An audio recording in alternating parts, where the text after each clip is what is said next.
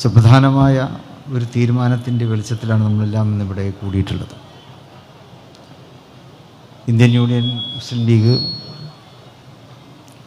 കഴിഞ്ഞ 2023 ഒക്ടോബറിൽ കോഴിക്കോട്ട് ഫലസ്തീൻ ഐക്യദാർഢ്യ റാലി സംഘടിപ്പിക്കുകയുണ്ടായല്ലോ.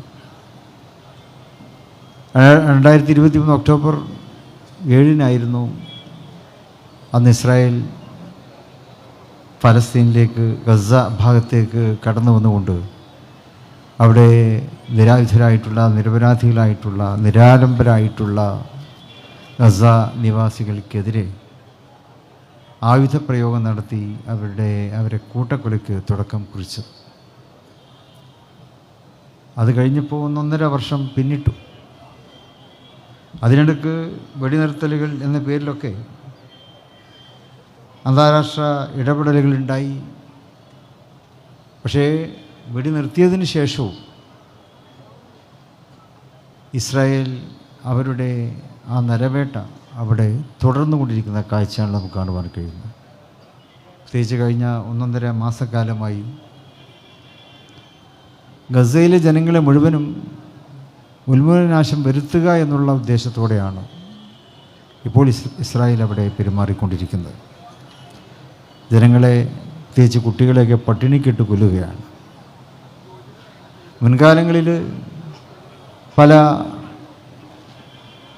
ഭീകരന്മാരും ആ നിലക്ക് പെരുമാറിയിരുന്നു എന്ന് ചരിത്രത്തിൽ പറയുന്നുണ്ട്. നേരത്തെ ഫറോവയെക്കുറിച്ച് ഇവിടെ പറഞ്ഞു. ഫറോവ മൂസാ നബി അലൈഹിസ്സലാം, പ്രൊഫറ്റ് മോസസ്, അദ്ദേഹത്തിൻ്റെ കടന്നുവരവിനെ പേടിച്ച് ആ സമയത്ത് അവിടെ ജനിക്കുന്ന ആൺകുഞ്ഞുങ്ങളെ മുഴുവനും ഇല്ലാതാക്കണം എന്ന് ഉത്തരവിടുകയുണ്ടായി. ഇങ്ങനെ ചരിത്രത്തിൽ പല സംഭവങ്ങളുമുണ്ട്. അതാത് കാലത്ത് ഭരിക്കുന്ന ഭരണാധികാരികൾ അവരുടെ ഭരണത്തിന് തിരിച്ചടിയാകും എന്ന് കണ്ടുകൊണ്ട് അതിനുശേഷം ചില പ്രത്യേക വ്യക്തികൾ കടന്നു വന്നാലുണ്ടാകാവുന്ന പ്രത്യാഘാതങ്ങൾ മുൻകൂട്ടി കൊണ്ട് അവരെ ഇല്ലാതാക്കാൻ ശ്രമിക്കുന്ന കാഴ്ചകൾ ഇന്നിപ്പോൾ ഫലസ്തീനിൽ, ഗസയിലും നമുക്ക് കാണുവാൻ കഴിയുന്നത് അതാണ്. നേരത്തെ നമ്മൾ കണ്ടിരുന്നത് മിസൈലും തോക്കും പീരങ്കിയും ഒക്കെ ഉപയോഗിച്ചുകൊണ്ട്, ഡോണർ ബോംബുകളൊക്കെ നിക്ഷേപിച്ചുകൊണ്ടാണ് ആക്രമണം നടത്തിയിരുന്നതെങ്കിൽ ഇന്ന് ഫലസ്തീൻ ജനതയെ, പ്രത്യേകിച്ച് ഗസയിലെ ആളുകളെ പട്ടിണിക്കിട്ടുകൊണ്ടാണ്, പ്രത്യേകിച്ച് അവിടുത്തെ കുട്ടികൾ. സാധാരണഗതിയിൽ ഫലസ്തീനി ബാല്യം, അവരുടെ ചിത്രങ്ങളും അവരുടെ പെരുമാറ്റങ്ങളും നമുക്കൊക്കെ ഒരു പ്രത്യേക താല്പര്യം ഉണ്ടാക്കുന്ന രീതിയിലായിരുന്നു. തുടുത്ത കവിളുകളും ചിരിക്കുന്ന മുഖങ്ങളും തിളങ്ങുന്ന കണ്ണുകളും ഒക്കെ ആയിട്ടാണ് ഫലസ്തീനി കുട്ടികളെ നമുക്ക് കാണുവാൻ സാധിച്ചിരുന്നത്. എന്നാൽ ഇന്ന് ഇപ്പോൾ അതല്ല. ഇന്ന് ഒട്ടിയ കവിളുകളാണ്, കുഴിഞ്ഞുപോയ കണ്ണുകളാണ്, പ്രസരിപ്പ് പറ്റിയ മുഖങ്ങളാണ്. കാരണം അവർക്ക് ഭക്ഷിക്കാനവിടെ ഭക്ഷണങ്ങളില്ല. ഇൻഫൻസിനെ കൊല്ലുന്ന കാര്യം ഇവിടെ പറയുകയുണ്ടായി. കുട്ടികൾക്ക് പാൽ ചുരുത്തി കൊടുക്കുവാൻ അവരുടെ അമ്മമാരുടെ മാരിടങ്ങളിൽ പാലില്ല. പോഷകാഹാരക്കുറവുകൊണ്ട്, അതുപോലെ തന്നെ നെട്ടോട്ടം കൊണ്ട് ബോംബ് വരുമ്പോഴേക്കും എല്ലാം എടുത്ത് ഓടേണ്ടി വരുന്നു. അവർക്ക് വീട്ടിൽ കഴിയുന്നവർ പുറത്തേക്ക് വരുന്നു. ആ സന്ദർഭത്തിൽ അവർക്ക് കുട്ടികളെ നോക്കുവാൻ കഴിയുന്നില്ല. അതുകൊണ്ടൊക്കെ തന്നെ മുലപ്പാൽ കിട്ടാതെ വിശന്ന് മരിക്കുന്ന കൊച്ചു കുഞ്ഞുങ്ങൾ. ഈ കാഴ്ചയൊക്കെയാണ് ഇപ്പോൾ ഗസയിൽ നമുക്ക് കണ്ടുകൊണ്ടിരിക്കുന്നത്. ഇത്രയും ക്രൂരമായ ഒരവസ്ഥ അവിടെ നിലനിൽക്കുന്നു.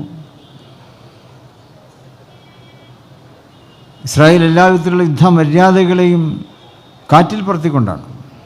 ജനീവ കരാറുണ്ട്, ഇൻ്റർനാഷണൽ ഹ്യൂമാനിറ്റി ലോ, അതിൽ പറയുന്നുണ്ട് യുദ്ധം നടക്കുമ്പോൾ സ്ത്രീകളെ വെറുതെ വിടണം, കുട്ടികളെ വെറുതെ വിടണം. സാധാരണക്കാരായ സിവിലിയൻസിനെ ആക്രമിക്കാൻ പാടില്ല. അപ്പോൾ ഈ നിയമങ്ങളൊക്കെ കാറ്റിൽ പറഞ്ഞു. ഐക്യരാഷ്ട്ര സംഘടന അത് പറയുന്നു, ഇസ്രായേൽ എല്ലാ യുദ്ധ നിയമങ്ങളെയും കാറ്റിൽ പറത്തിക്കൊണ്ടാണ് അവിടെ ഇന്ന് അക്രമം തുടർന്നുകൊണ്ടിരിക്കുന്നത്. അപ്പോൾ എല്ലാ അന്താരാഷ്ട്ര നിയമങ്ങളെയും വില വെക്കാതെ അവർ ഗസയിൽ നടത്തിക്കൊണ്ടിരിക്കുന്ന ഈ നരമേധം, അതിനെതിരെ ശക്തമായ ലോകാഭിപ്രായം തന്നെ ഇനിയും ഉണ്ടാകേണ്ടതുണ്ട്. ഐക്യരാഷ്ട്രസഭ പ്രമേയം പാസ്സാക്കുന്നു. ഇപ്പോൾ തന്നെ 145 രാഷ്ട്രങ്ങൾ പലസ്തീനെ അംഗീകരിച്ചിട്ടുണ്ട്. ശരി തന്നെയാണ്. ബ്രിട്ടനും കാനഡയും പോർച്ചുഗലും 2-3 ദിവസങ്ങൾക്ക് മുമ്പ് അംഗീകരിക്കുകയുണ്ടായി. പക്ഷേ അമേരിക്ക വീറ്റോ എന്ന വലിയൊരു അണുബോംബുമായിട്ടാണ് UNOയിൽ അവർ വരാറുള്ളത്. വീറ്റോ ബോംബ് അമേരിക്ക പൊട്ടിക്കും. ബാക്കി രാഷ്ട്രങ്ങളുടെ അഭിപ്രായങ്ങൾ ആ ബോംബിൽ നശിച്ചു പോകാറാണ് പതിവ്. ഇവിടെ ശക്തമായ ലോകാഭിപ്രായം ഇനിയും ഉണരേണ്ടതുണ്ട്. നമ്മൾ ഇന്ത്യ എന്നും പലസ്തീനോടൊപ്പമാണ്. മഹാത്മജിയുടെ കാര്യം ഇവിടെ പറഞ്ഞു. മഹാത്മജി പലസ്തീനെ കുറിച്ച് പറഞ്ഞ കാര്യങ്ങൾ ഇവിടെ നേരത്തെ പറയുകയുണ്ടായി.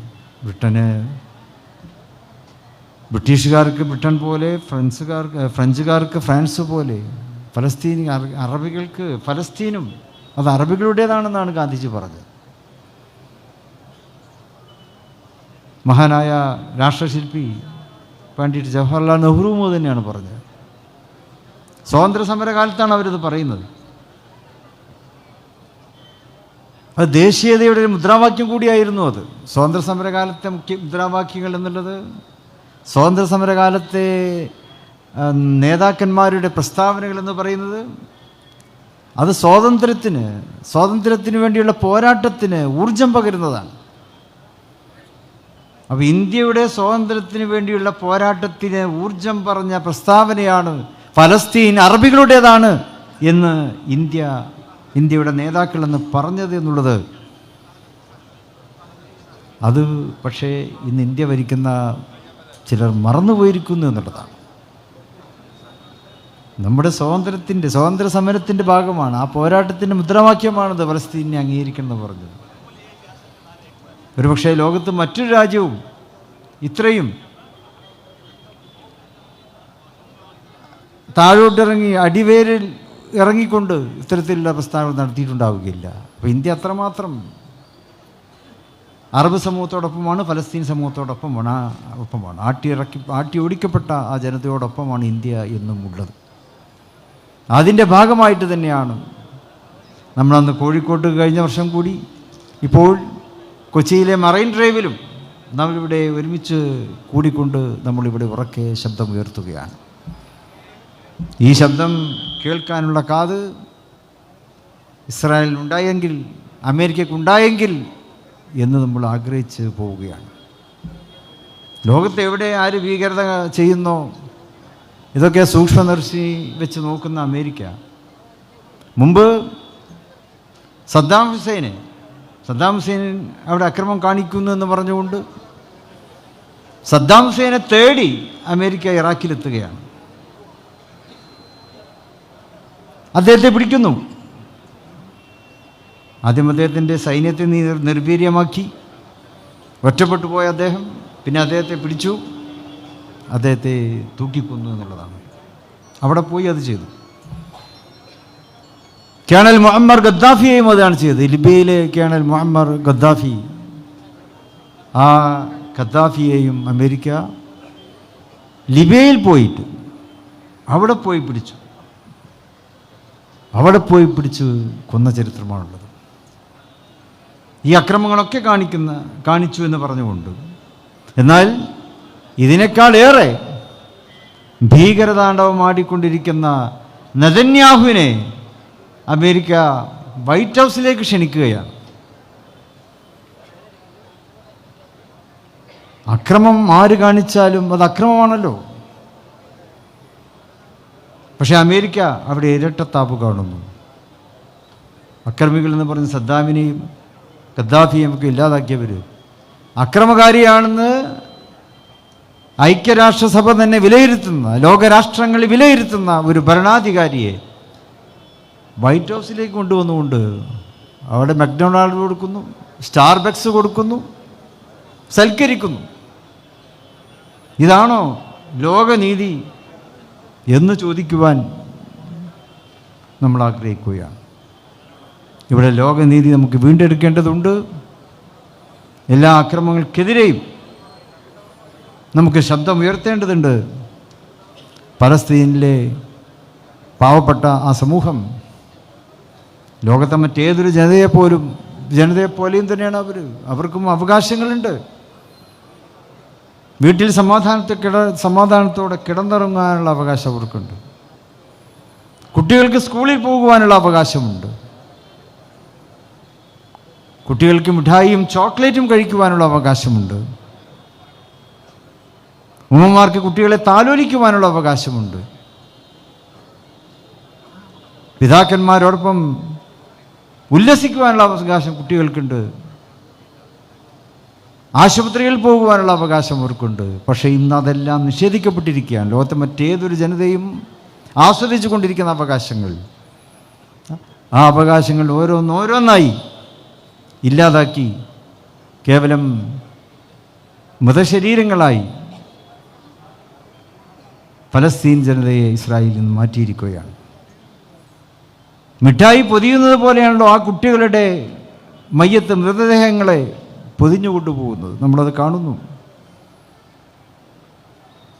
പൊതിഞ്ഞ മിഠായി കടലാസ് പോലെയാണ് നമുക്ക് ആ കഫം പുടവ കാണുമ്പോൾ നമ്മുടെയൊക്കെ മനസ്സിൽ വരുന്നത്. ഇത്രയും ഭീകരമായിട്ടുള്ള ചിത്രങ്ങൾ ലോകത്തിന് നൽകുന്നു.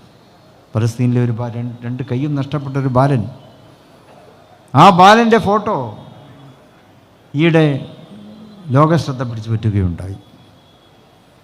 ഇസ്രായേലിൻ്റെ ആക്രമണത്തിൽ കൈ നഷ്ടപ്പെട്ടതാണ്.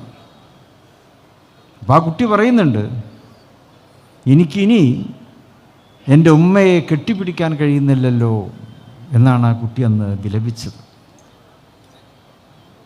അപ്പോൾ ആ ചിത്രത്തെ ലോകമാധ്യമങ്ങൾ വിശേഷിപ്പിച്ചത് സംസാരിക്കുന്ന എന്നാൽ നിശബ്ദമായ ഒരു ചിത്രം എന്നുള്ളതാണ്. അതിൽ ഇസ്രായേലിൻ്റെ എല്ലാ ക്രൂരതകളെയും വെളിപ്പെടുത്തുന്ന നിശബ്ദമായ ഒരു ചിത്രം എന്നാണ് ഇതിനെ വിശേഷിപ്പിച്ചത്. ഇങ്ങനെ എത്രയോ ബാല്യങ്ങളുടെ കണ്ണീർ നിറഞ്ഞ കഥകളാണ് അനുദിനം അവിടെ നിന്നും പുറത്തു വന്നുകൊണ്ടിരിക്കുന്നത്. അവർക്കും നല്ലൊരു ജീവിതം കൊടുക്കേണ്ടതുണ്ട്. ഫലസ്തീൻ കവി സമീഹ് ഖാസിം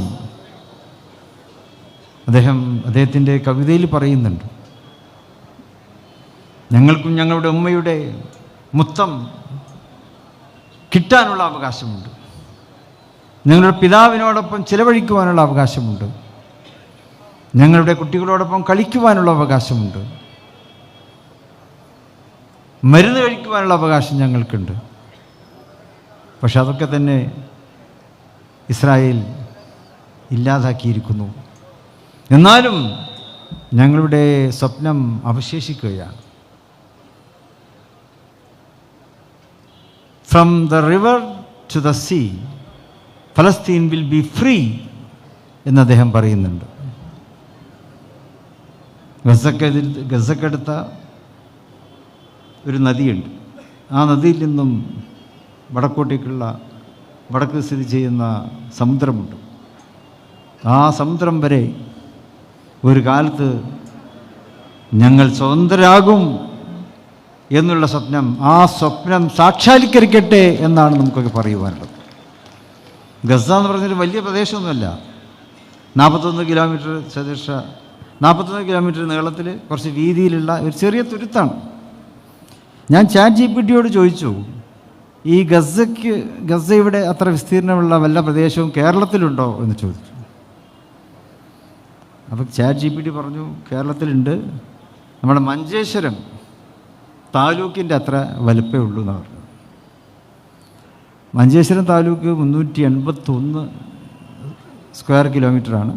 ഗസ 363 സ്ക്വയർ കിലോമീറ്ററാണ്. അപ്പോൾ ഈ താലൂക്കിൻ്റെ അത്രയും വലുപ്പമില്ലാത്ത, വിസ്തീർണമില്ലാത്ത ഒരു പ്രദേശത്തോടാണ് ലോകത്തെ എല്ലാ ആധുനികമായിട്ടുള്ള ആയുധങ്ങളോടെയും അവിടുത്തെ പച്ചയായ മനുഷ്യരെ ഇസ്രായേൽ കൊന്നൊടുക്കിക്കൊണ്ടിരിക്കുന്നത് എന്നത്, ഇതിലും വലിയൊരു ഭീകരത ലോക ചരിത്രത്തിൽ വേറെ ഉണ്ടാകുമെന്ന് തോന്നുന്നില്ല. ആ ഭീകരതയ്ക്കെതിരെയുള്ള ശക്തമായ ജനാഭിപ്രായമാണ് നമ്മൾ ഇന്നിവിടെ മറൈൻ ഡ്രൈവിൽ ഇവിടെ ഉയർത്തുന്നത്. കേരളം എന്നും അക്രമകാരികൾക്കെതിരാണ്, ആക്രമിക്കപ്പെടുന്നവരോടൊപ്പമാണ്. കേരളത്തിൻ്റെ സംസ്കാരം അതാണല്ലോ.